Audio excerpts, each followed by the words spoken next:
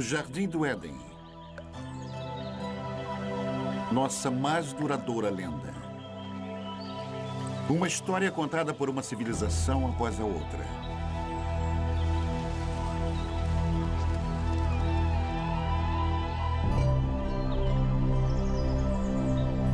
Uma história de sedução.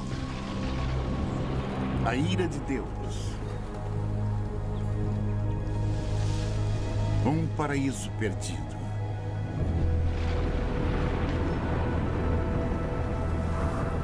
Mas será somente uma fábula? Existem provas de que as grandes histórias da Bíblia tenham sido verdade? De fato, existiu um lugar como o Éden?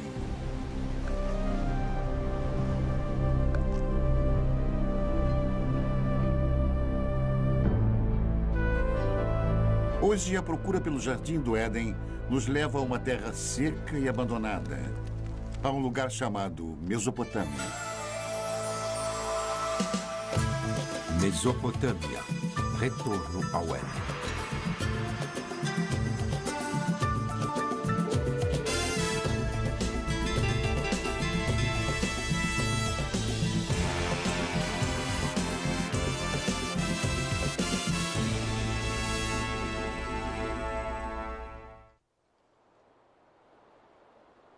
Esta é a terra onde as primeiras sementes de civilização humana foram plantadas. E foi aqui que 3 das maiores civilizações do mundo antigo surgiram: Babilônia, Assíria e Suméria. Em meio às suas ruínas, as respostas há muito procuradas para os mais profundos mistérios da Bíblia, enquanto arqueólogos percorrem esta terra em busca da origem histórica da fé. Nossa busca pelo Éden é uma viagem de volta ao passado. Primeiro até a Babilônia, a última dessas civilizações. Depois, mais distante no passado, até os assírios, os primeiros mestres da arte da guerra.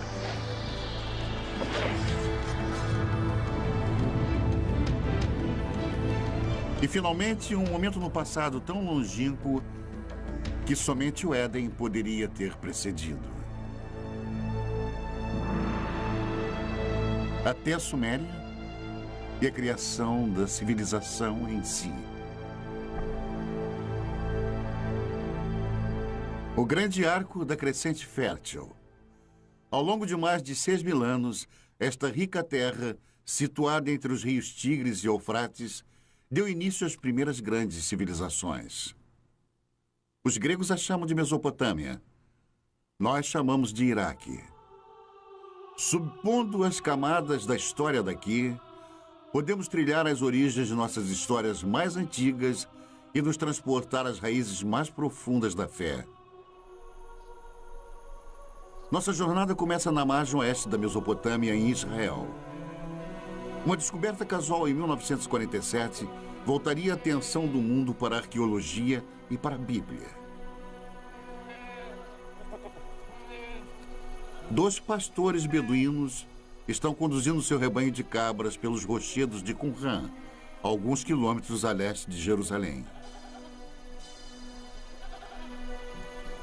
No calho do deserto, eles notaram uma pequena caverna oculta num declive rochoso curioso.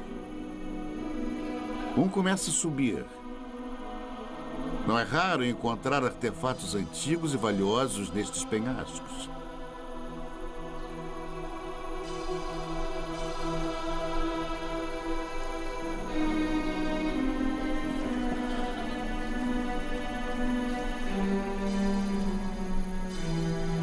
Dentro da caverna, o pastor descobre destroços de antigos potes, fragmentos de pergaminhos de couro e algumas folhas de papiro, tudo intocado desde o tempo de Jesus.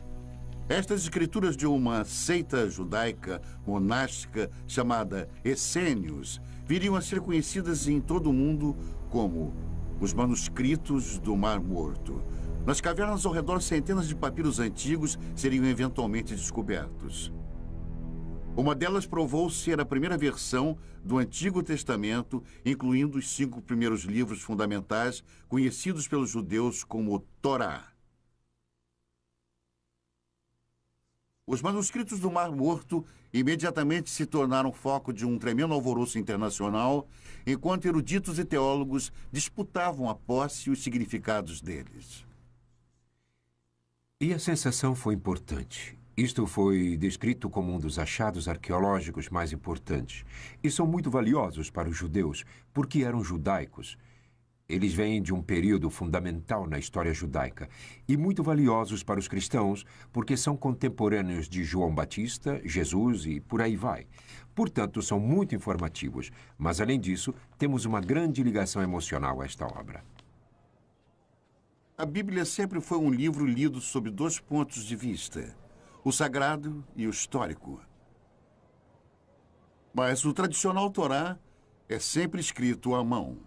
As palavras são lidas enquanto o escriba escreve. Portanto, se tornam uma oração. E cada Torá é considerado sagrado a partir do momento que é escrito. Mas a precisão histórica da Bíblia nunca foi de fato comprovada. É um trabalho que continua até hoje.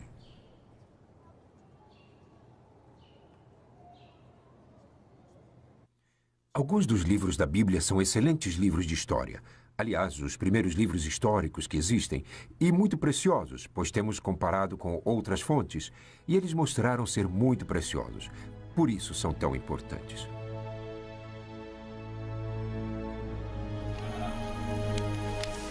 A descoberta dos manuscritos do Mar Morto foi o evento mais famoso da arqueologia bíblica, mas não foi o primeiro. A ânsia por explorar a história bíblica tem uma tradição respeitável. É uma procura que começou na Terra Santa, mas levaria à Mesopotâmia.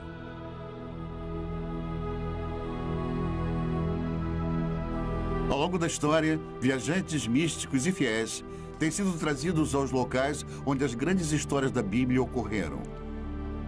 Mas com a chegada do século XIX, um novo tipo de peregrino procurou fortificar sua crença na Bíblia através da recente ciência da arqueologia. Certamente não poderia haver confirmação maior de sua fé do que provar que a história bíblica foi real. O primeiro propósito dos arqueólogos bíblicos foi localizar lugares mencionados nas narrativas bíblicas e ver se alguma ilustração daqueles contos poderia ser encontrada. Para usar a cerâmica antiga, as antigas muralhas da cidade, as antigas armas como ilustrações de histórias bíblicas que todos eles haviam aprendido na infância.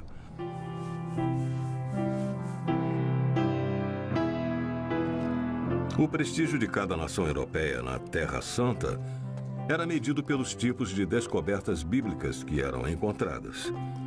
E uma das mais intensas batalhas diplomáticas e políticas que ocorreu na história da arqueologia bíblica foi a descoberta da famosa pedra moabita. Em 1868, na terra de Moab, beduínos da tribo Boni Ramada tropeçaram numa misteriosa tabuleta de pedra enterrada no deserto. Os nativos não eram alheios às antiguidades da área, nem ao seu valor para os europeus. O primeiro ocidental a saber sobre a curiosa pedra negra foi o reverendo Frederick Augustus Klein. Ele imediatamente partiu para a terra deserta, cheia de bandidos, acompanhado somente por alguns guias beduínos. Klein era um missionário, não um arqueólogo. Logo que olhou para o peculiar entalhe de basalto, ele sentiu uma súbita animação, suspeitando que a tabuleta negra pudesse confirmar suas crenças mais profundas. Ele examinou a pedra e fez um molde simples da inscrição. Era numa língua que Klein desconhecia. De volta a Jerusalém, ele procurou ajuda para decifrar a pedra. Quando a notícia do achado começou a se espalhar, as ruas e bazares fervilhavam com os rumores de uma nova descoberta. A inscrição na pedra provou ser o relato do rei Moabe sobre uma batalha também descrita na Bíblia. Pela primeira vez, ali estava uma confirmação escrita, gravada na pedra, de uma história da Bíblia. Duas fontes de um mesmo evento. Para os fiéis, aquela era a prova que estavam procurando. Uma evidência concreta da precisão histórica da Bíblia. Muitos quiseram comparar a pedra, mas os beduínos tinham motivos para desconfiar. No passado haviam sido trapaceados, até mesmo roubados, por caçadores europeus de tesouro. Supondo que algo tão estimado pelos europeus devesse conter ouro, eles jogaram a pedra no fogo na esperança de quebrá-la. Quando o fogo esquentava a pedra, eles derramavam água sobre ela e repetiram isso várias vezes, até que finalmente ela explodiu. Eles não encontraram ouro algum e a pedra estava destruída.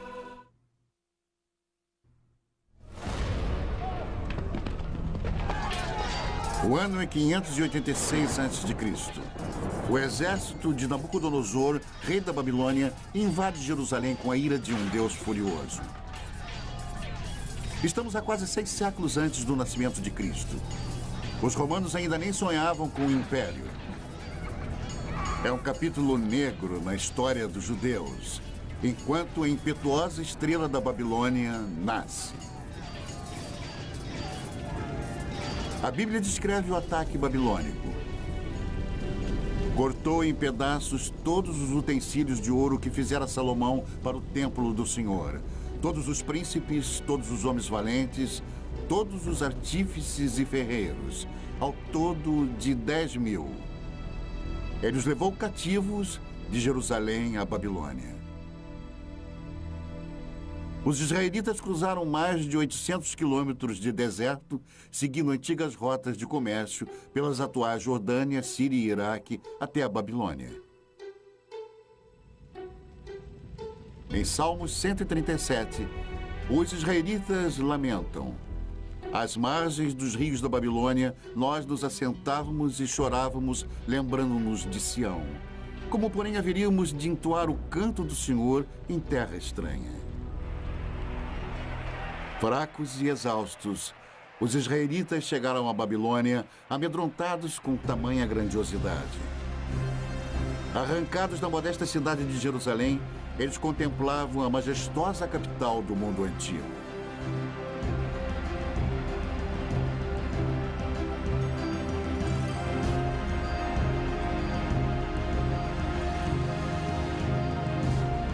Mas, de alguma forma, os israelitas conseguiram mais do que entoar o canto do Senhor nesta terra antiga. Eles também registraram. Se você pegar qualquer parte de uma fala e então escrevê-la, você está formalizando isso. Você imediatamente estabelece um texto que as pessoas podem criticar ou podem dizer: esta é a verdade, tudo mais é errado. Que eu considero como sendo o maior efeito das escrituras da Bíblia ou do Antigo Testamento. Hoje, as muralhas reconstruídas ao redor da Babilônia estampam o nome de Saddam Hussein. Mas um dia os tijolos exaltavam outro nome: Rei Nabucodonosor. Esta foi uma terra de muitos deuses e ídolos pagãos. Um local improvável para o surgimento de um dos textos mais sagrados do mundo. Na verdade, a grande diversidade babilônica criou o clima perfeito. E eles invadiram este solo cosmopolita. Até os mais educados e os mais cultos estavam sendo bombardeados com contato direto com outras pessoas, e digo pessoas diferentes. Os israelitas se viram numa violenta mistura de raças e línguas em conflito com deuses e demônios. Que cidade é esta? O Apocalipse perguntaria. Vestida de púrpura e de escarlate, adornada de ouro, de pedras preciosas e de pérolas. A morada dos demônios, covil de toda espécie de espírito imundo. Babilônia, a grande mãe das meretrizes e das abominações da terra. Mas em meio a todas as abominações, talvez até mesmo por causa delas, foi onde a Bíblia se tornou um livro pela primeira vez. Ameaçados por uma nova cultura esmagadora, escribas hebreus se empenharam em preservar e solidificar a identidade judaica. Durante 3 gerações de escravidão, os escribas uniram a tradição oral de Israel, novas escrituras e textos sagrados em um único manuscrito. Nascia a Bíblia. Felizmente para eles, os babilônios eram bem liberais. Eles os permitiram manter sua própria cultura, sua própria religião, estudar seus próprios livros. Foi isso que preservou a Bíblia até os dias de hoje. Mas como os livros da Bíblia surgiram nos longos anos de exílio, a cultura babilônica teria influenciado profundamente o trabalho dos escribas israelitas. Eles eram pessoas muito cultas, eu suponho. Muitas das que foram exiladas. E escribas conversavam com escribas. Tenho certeza que foi assim que muita informação foi transmitida. E a troca de ideias e conhecimento deve ter sido, eu diria, devastadora, deve ter sido extraordinária. A Bíblia eventualmente refletiria as histórias e tradições dos babilônios e até mesmo das primeiras civilizações mesopotâmicas. Os israelitas não podiam ignorar a cultura próspera e os grandes monumentos babilônicos. Seus templos estavam entre as maiores construções do mundo antigo. Construções públicas enormes. Uma via processional, o palácio de Nabucodonosor, com seus legendários jardins suspensos, palmeiras, o rio. Se você tivesse cruzado o portão de Ishtar, teria sentido o odor da brisa. E era intencional. Você estava na presença de algo poderoso. Mas por todos os lados estava a cidade, as pessoas, os plebeus. Os desfiladeiros, travessas tortuosas, o tumulto de pequenas lojas. Multidões de pessoas caminhando, pequenos bairros, amontoados, cheios de vida.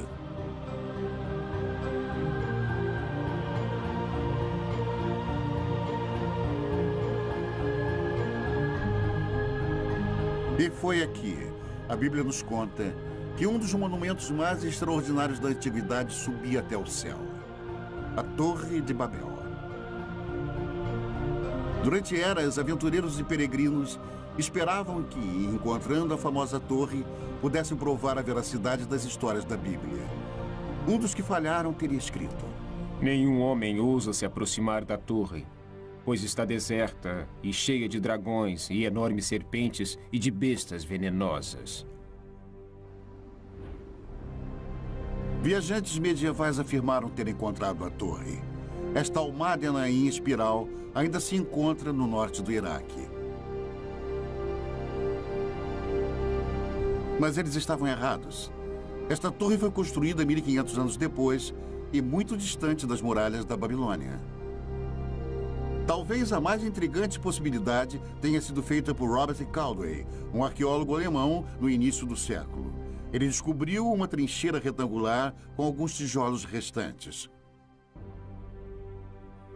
Muitos especialistas acreditam que Caldwell tenha descoberto tudo o que restou da famosa torre.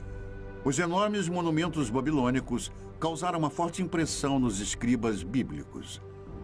Mas a herança mais duradoura que sobrevive até hoje é uma novidade babilônica ainda mais impressionante: o Código de Lei. A Babilônia foi a primeira civilização na Terra a ter um código de lei escrito. A pedra, originalmente esculpida, é uma importante relíquia perdida por centenas de anos. Ela apareceria no final do século XIX. Uma pedra esculpida com um dos mais importantes documentos legais de todos os tempos. 1200 anos antes dos israelitas serem levados em cativeiro, o rei da Babilônia mandou esculpir uma pedra com as leis que carregam o seu nome. Código de Hammurabi. Estas escrituras podem ser tidas como precursoras do Código de Lei em Êxodo, Levítico e Deuteronômio. Nas sociedades em que o conhecimento e a lei são transmitidos e compartilhados oralmente, o precedente é muito importante. Quando foram escritos, as pessoas que o fizeram tinham imenso poder. O Código de Hammurabi influenciou quase toda a civilização desde a Babilônia. Hoje, até mesmo alguns de seus métodos mais primitivos de julgamento sobrevivem intacto. Hammurabi descreve um ritual chamado aprovação. Um teste doloroso, até mesmo mortal, de culpa ou inocência. Em algumas remotas tribos beduínas, a aprovação ainda é praticada tal como era feita no tempo de Hammurabi. Nesta rara filmagem, um sagrado chamado Mubashi irá julgar os acusados examinando suas línguas após eles lamberem uma colher de ferro quente.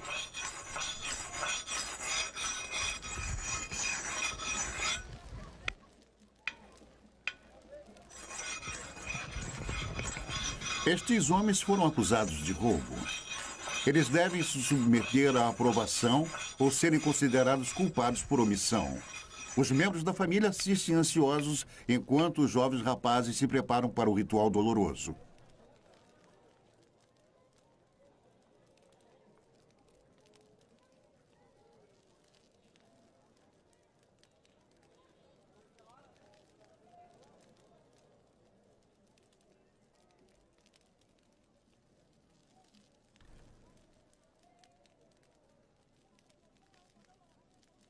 A água não alivia a dor. É para limpar e purificar o bebedor e prepará-lo para o julgamento. O homem sagrado reza e depois examina as línguas queimadas, buscando um sinal de Deus. Apenas o Mubashi pode definir culpado ou inocente e somente ele irá determinar o destino destes homens. Finalmente, um veredicto. Um homem é considerado inocente para grande alívio de sua família. O outro não teve tanta sorte. Declarado culpado, ele irá pagar pelo seu crime. A aprovação é um intrigante reflexo atual de Hammurabi, mas suas leis chegam ainda mais diretamente ao presente através da Bíblia. Hammurabi estabeleceu leis. Ele não inovou nada. Ele apenas estabeleceu por escrito as leis as quais eram realizadas pelos antecedentes há centenas, se não milhares de anos. Olho por olho, dente por dente, e princípios como este, muitos dos quais ainda se encontram.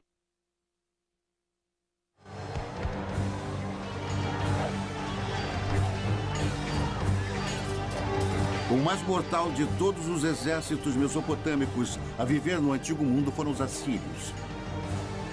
Na Bíblia, eles são os símbolos definitivos da tirania de sangue e opressão impiedosa.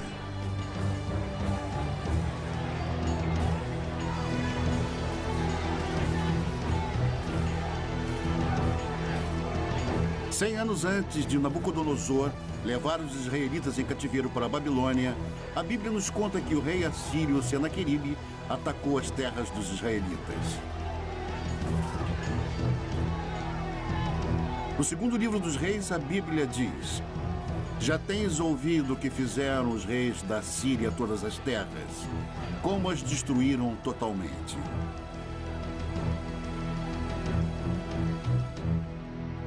Os assírios eram dominados por reis déspotas.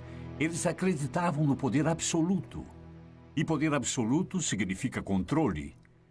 E o poder absoluto quase que invariavelmente se mantém no poder graças à eficiência e força militar.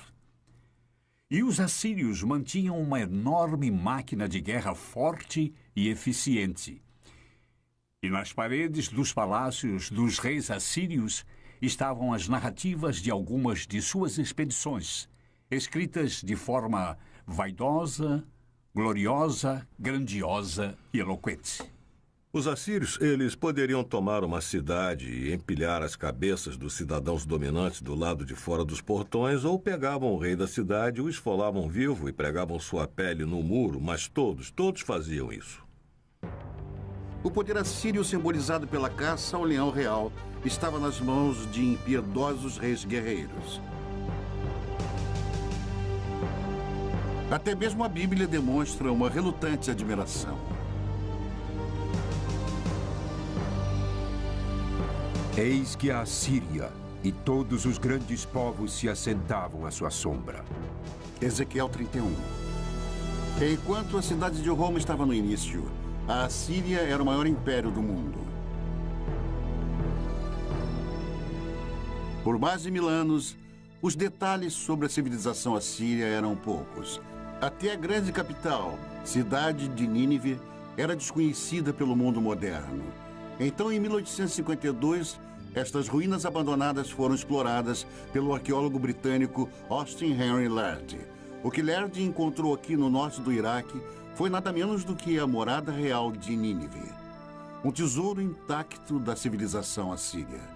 Cavando a terra como um minerador, Lerdy descobriu grandes touros alados e obras de arte espetaculares escondidas dos olhos humanos por um milênio. O mundo estava admirado e vibrante com a nova descoberta. Nínive era outra cidade bíblica encontrada, mais uma confirmação da precisão histórica da Bíblia. Porém, a mais fenomenal das descobertas de Lerdy foi a grande biblioteca de Nínive, uma extraordinária coleção de 22 mil tabuletas de barro gravadas com a escrita cuneiforme dos assírios. A única comunicação direta que temos com as pessoas do mundo antigo, de fato, é o que eles deixaram em seus escritos. Podemos saber, através disso, o que eles comiam, como era a sua medicina, como era a vida em família, como era a sua política e como viam a religião. Os detalhes da vida diária dos assírios revelam uma sociedade patriarcal, um mundo onde plebeus e principalmente as mulheres tinham poucos direitos. Toda mulher assíria, quando ainda jovem, antes do casamento, ia ao templo de Estar, sentar nos degraus e ficava lá até que algum homem se aproximasse e deixasse cair uma pedra na barra do seu vestido. Então ela entrava com ele e tinha relações. Era assim. Mas neste mundo tirânico havia uma certa justiça.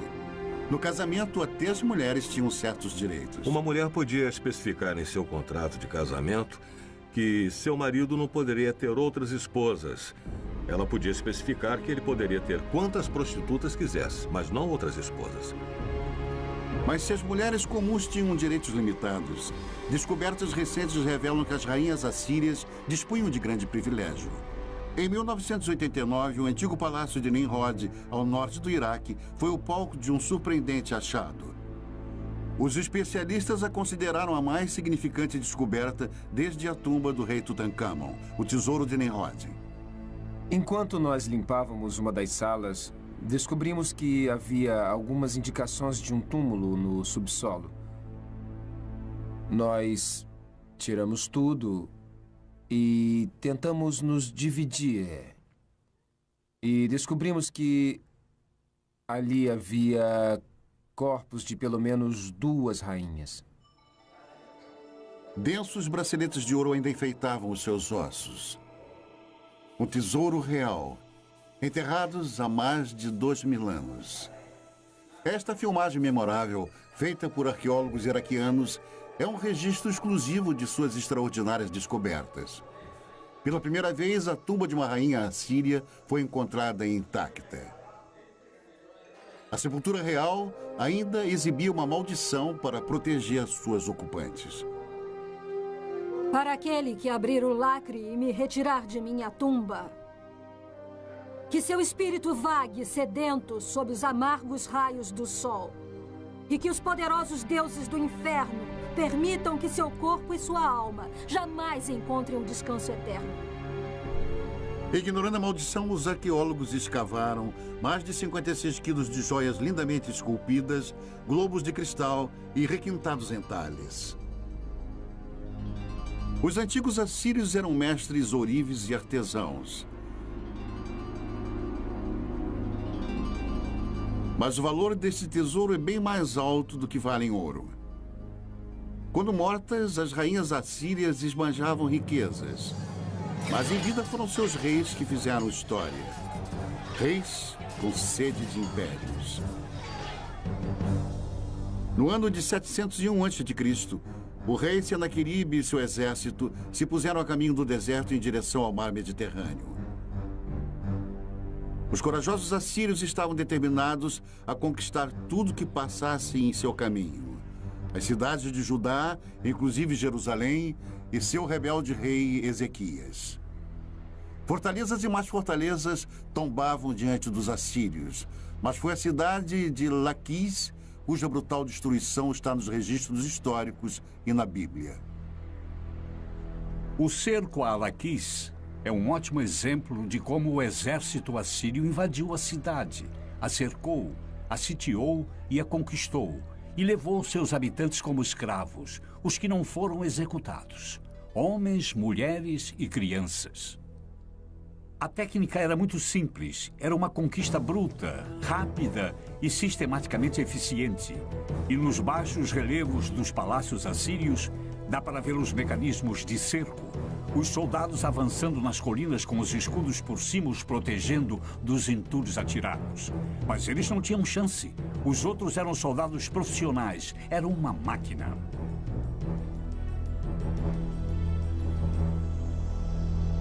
Da cidade capital de Jerusalém, o rei Ezequias sabia que um ataque assírio era inevitável.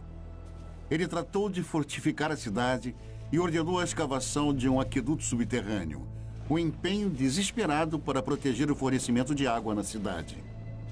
Diante de um cerco, o plano de Ezequias funcionou. A Bíblia conta que Deus salvou Jerusalém e o rei da Assíria voltou humilhado para sua terra. A versão de Senaqueribe do conflito foi encontrada num prisma de argila enterrado em Nínive. Ele se equipara com a história da Bíblia nos mínimos detalhes, mas seu ponto de vista é bruscamente diferente. Mas quanto a Ezequias, o judeu que não se curvou em submissão ao meu domínio, 46 de suas cidades fortemente muradas, eu ataquei e conquistei. O esplendor de minha autoridade o derrotou. As histórias são contadas de ângulos diferentes, mas estão de acordo. Se você tiver que contar sobre o que aconteceu hoje, e se tiver que contar, contaremos histórias diferentes. Temos a história de Senaqueribe invadindo este país. Cada uma conta basicamente sobre o mesmo evento histórico, completamente sem contradições. Sem contradições, exceto uma.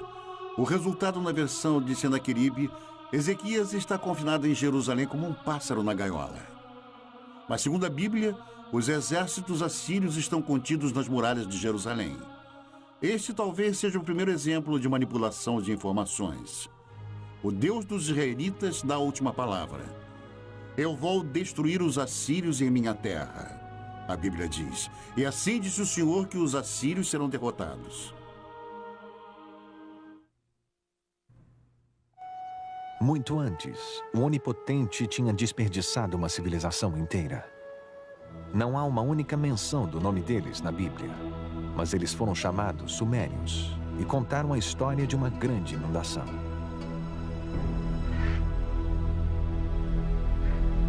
É uma das mais famosas histórias de toda a Bíblia, a saga da Arca de Noé. Um Deus raivoso, um barco de madeira, um dilúvio.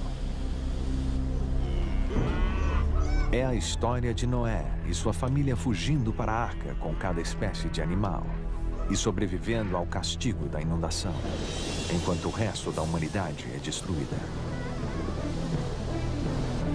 É uma história primitiva, mexendo com nossas esperanças e medos mais profundos. Uma história encontrada na Bíblia, mas também em outro texto antigo, um texto descoberto nas ruínas dos Sumérios. No começo deste século, um grupo de blocos mesopotâmicos foram traduzidos. Eles revelaram a primeira lenda conhecida de uma enchente cataclísmica. O primeiro épico escrito do mundo é a história do mítico rei Gilgamesh. A história dele sobre uma grande enchente precede a da Bíblia por pelo menos 2000 anos.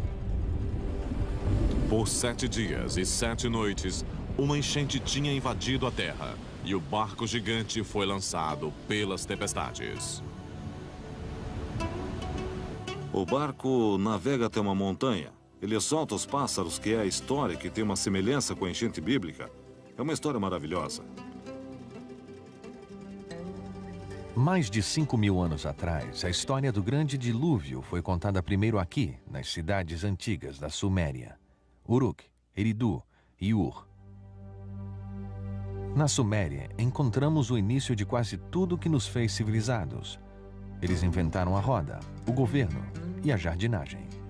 Suméria, a primeira civilização na Terra. Em uma terra sem pedra, eles projetam tijolos de barro, como aqueles ainda feitos e usados hoje.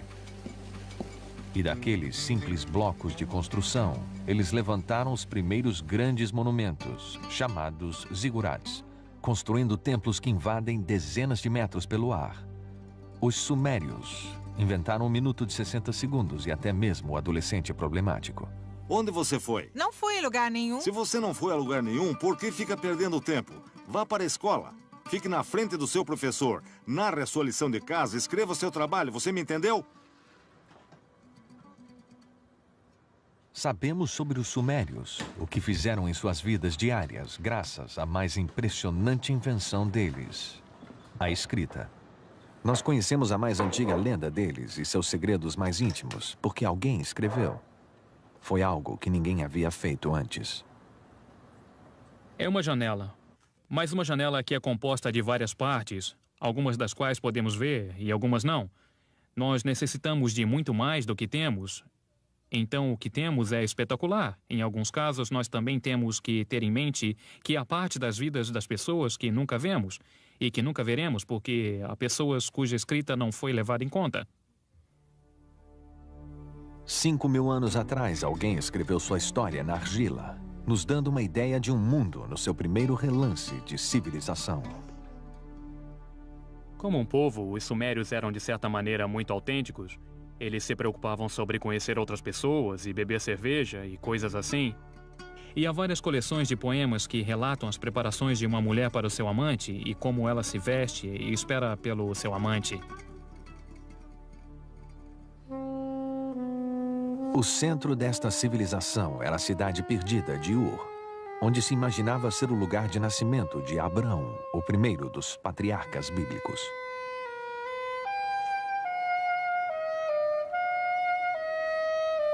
É o sumário de uma cidade bíblica em termos arqueológicos, porque era um lugar de uma das mais famosas escavações arqueológicas que já ocorreu entre os anos 1920 e 1930, por um notável arqueólogo britânico chamado Leonard Woolley. Um arqueólogo britânico descreveu a arqueologia como sendo a ciência dos detritos ou restos, o que é verdade. Mas me dê um arqueólogo que possa fazer pedras e ossos e tijolos e potes criarem vida. Leonard Woolley era assim. Ele pegaria pessoas num passeio por um pequeno quarteirão de Ur, onde as fundações da casa estivessem expostas, e conforme fossem andando, ele falaria da vida das pessoas que viveram nestas casas. Falaria sobre os fornos, as janelas, os tetos rebaixados, os móveis. E Ur, nas mãos de Woolley, ganhava vida. Woolley cavou este enorme buraco. Ele ia através da cidade e se tornava cada vez menor. E então havia esta inútil camada de lodo. E Woolley recontava como a mulher dele veio e olhou para aquilo. E ela era uma senhora simples. Olhou para aquilo e disse: "Oh, aquilo é a enchente." E luzes se acenderam. E Woolley disse que isto era uma evidência do dilúvio bíblico. E o que ele fez? Trouxe dinheiro. E Ur foi uma das escavações que foi vendida brilhantemente.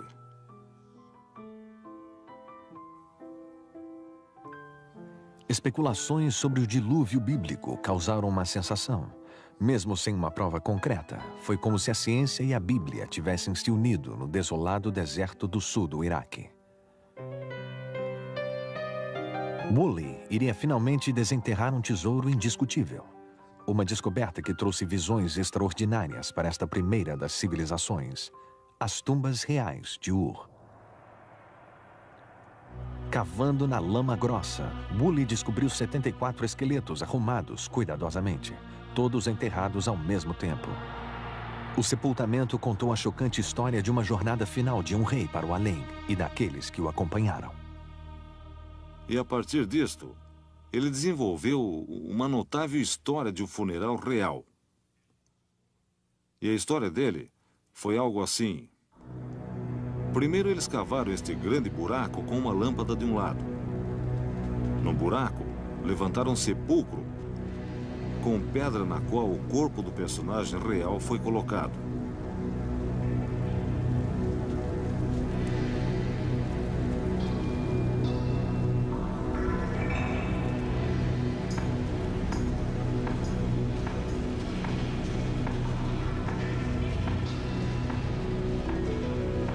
Então, a corte inteira entrou no buraco.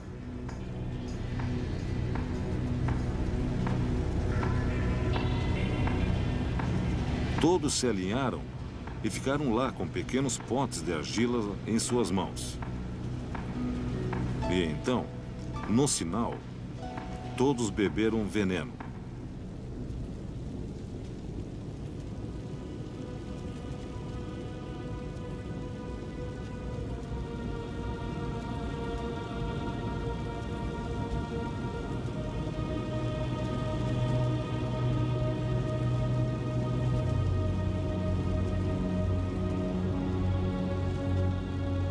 Deitaram e morreram. Então, o príncipe foi para o seu túmulo acompanhado por todos os seus seguidores.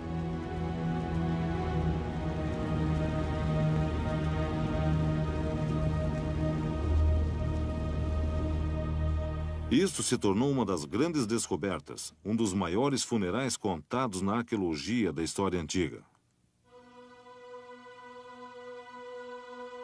A descoberta dos túmulos em Ur foi um triunfo para a arqueologia, revelando os segredos antigos da primeira civilização. Mas a ciência sozinha pode nos levar só até lá. Onde a trilha acaba, o épico de Gilgamesh traz as pistas atormentadoras finais. Pistas que nos levam de volta a um jardim e a um lugar chamado Paraíso.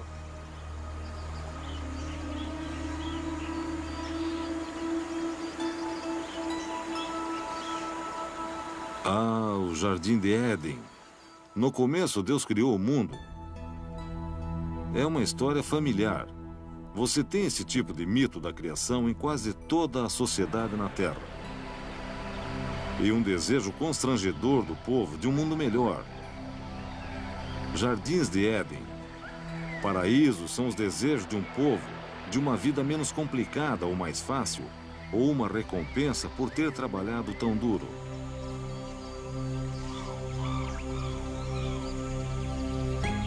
No antigo épico sumério de Gilgamesh, o nome dado ao paraíso é Dolmen.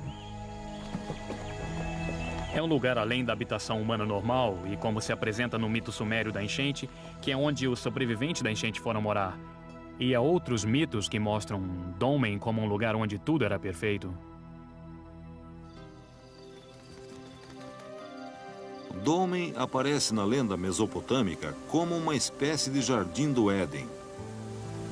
Como um tipo de paraíso, um lugar de verdejante frescor e água abundante, e ventos e brisas. É um lugar de maravilhas, um lugar perfeito. É também o lar para uma serpente. No épico antigo, a serpente rouba a flor que gera a imortalidade. E assim como Adão, Gilgamesh deve deixar o jardim e morrer. A ideia do paraíso parece universal. Mas no que se baseia? Este lugar existiu? A resposta indica um lugar encantado e real. 640 quilômetros ao sul da antiga cidade sumeriana de Ur, fica a ilha de Bahrein. Um mercado essencial nas rotas do comércio através dos desertos áridos e mares salgados da Mesopotâmia.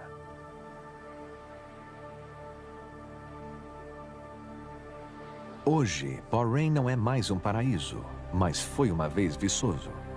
Uma vez esta ilha teve água abundante e também abundante vida. Uma vez, há muito tempo, isto era Dolmen. Mas era o paraíso? Comparando com o deserto nos arredores, certamente parecia ser. Havia tanta água aqui que o que é agora é uma ilha deserta. Floresceu.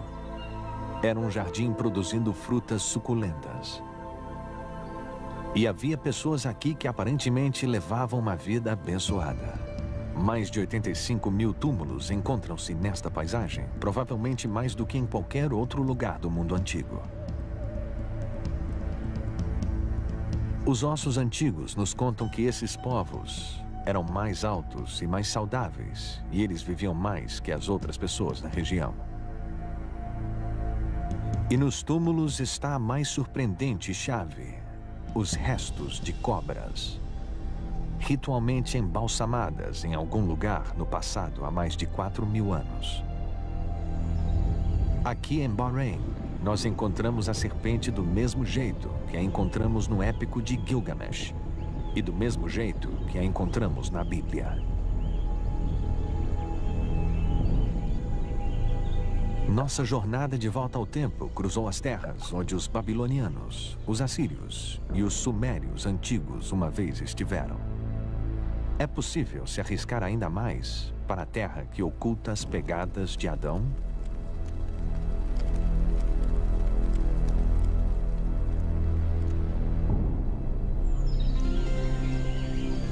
Aqui, fé e razão devem caminhar juntas. Nós agora sabemos que houve uma ilha paradisíaca na Mesopotâmia. É nossa escolha acreditar que era o paraíso.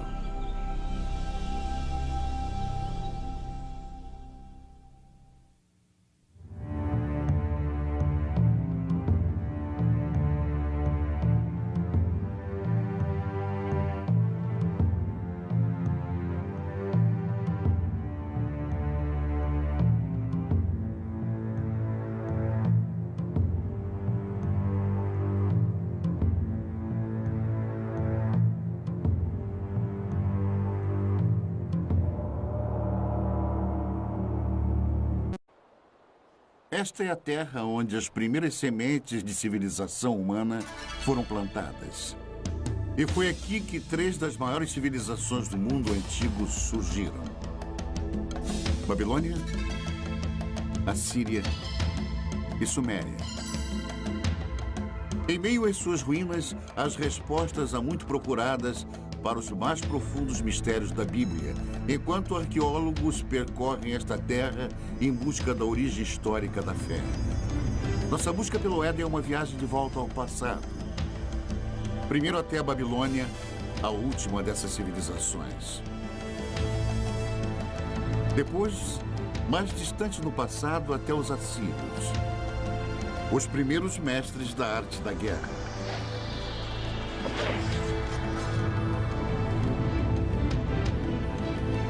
E, finalmente, um momento no passado tão longínquo que somente o Éden poderia ter precedido.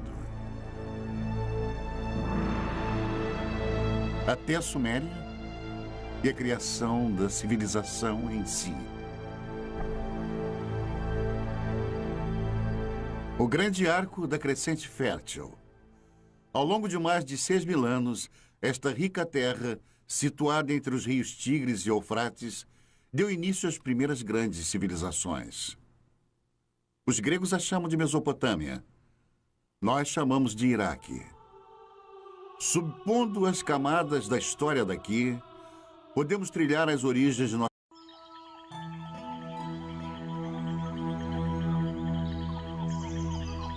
O Jardim do Éden. Nossa mais duradoura lenda. Uma história contada por uma civilização após a outra.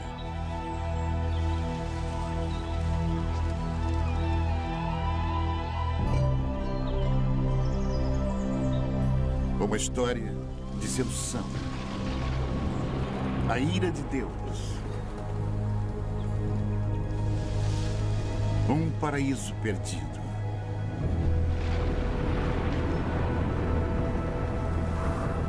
Mas será somente uma fábula? Existem provas de que as grandes histórias da Bíblia tenham sido verdade? De fato, existiu um lugar como o Éden?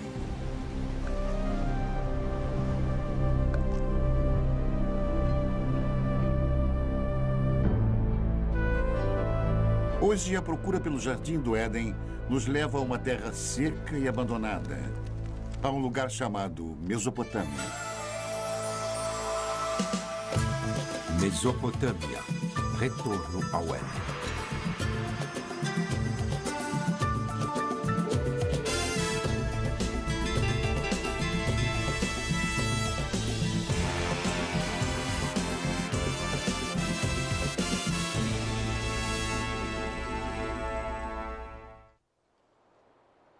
Essas histórias mais antigas e nos transportar às raízes mais profundas da fé. Nossa jornada começa na margem oeste da Mesopotâmia, em Israel. Uma descoberta casual em 1947 voltaria a atenção do mundo para a arqueologia e para a Bíblia. 2 pastores beduínos estão conduzindo seu rebanho de cabras pelos rochedos de Qumran, alguns quilômetros a leste de Jerusalém. No calho do deserto, eles notaram uma pequena caverna oculta num declive rochoso curioso. Um começa a subir. Não é raro encontrar artefatos antigos e valiosos nestes penhascos.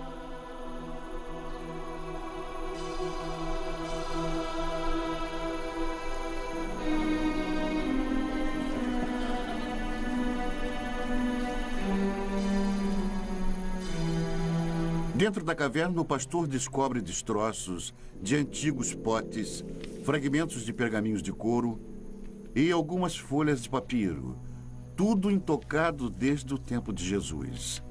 Estas escrituras de uma seita judaica monástica chamada Essênios viriam a ser conhecidas em todo o mundo como os manuscritos do Mar Morto. Nas cavernas ao redor, centenas de papiros antigos seriam eventualmente descobertos. Uma delas provou ser a primeira versão do Antigo Testamento, incluindo os 5 primeiros livros fundamentais, conhecidos pelos judeus como Torá. Os manuscritos do Mar Morto imediatamente se tornaram foco de um tremendo alvoroço internacional, enquanto eruditos e teólogos disputavam a posse e os significados deles. E a sensação foi importante. Isto foi descrito como um dos achados arqueológicos mais importantes. E são muito valiosos para os judeus, porque eram judaicos. Eles vêm de um período fundamental na história judaica. E muito valiosos para os cristãos, porque são contemporâneos de João Batista, Jesus e por aí vai. Portanto, são muito informativos. Mas, além disso, temos uma grande ligação emocional a esta obra. A Bíblia sempre foi um livro lido sob 2 pontos de vista: o sagrado e o histórico. Mas o tradicional Torá é sempre escrito à mão. As palavras são lidas enquanto o escriba escreve. Portanto, se torna uma oração. E cada Torá é considerado sagrado a partir do momento que é escrito. Mas a precisão histórica da Bíblia nunca foi de fato comprovada. É um trabalho que continua até hoje.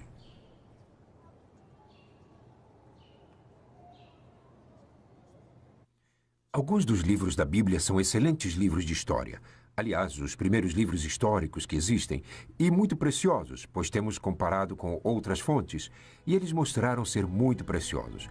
Por isso são tão importantes.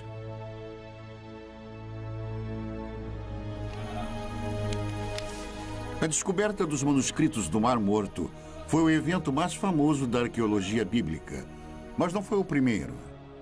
A ânsia por explorar a história bíblica tem uma tradição respeitável. É uma procura que começou na Terra Santa, mas levaria à Mesopotâmia.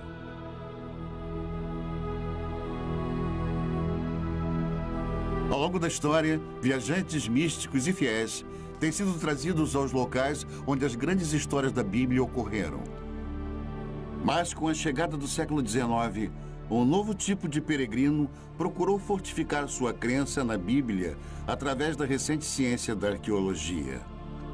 Certamente não poderia haver confirmação maior de sua fé do que provar que a história bíblica foi real. O primeiro propósito dos arqueólogos bíblicos foi localizar lugares mencionados nas narrativas bíblicas e ver se alguma ilustração daqueles contos poderia ser encontrada. Para usar a cerâmica antiga, as antigas muralhas da cidade, as antigas armas como ilustrações de histórias bíblicas que todos eles haviam aprendido na infância.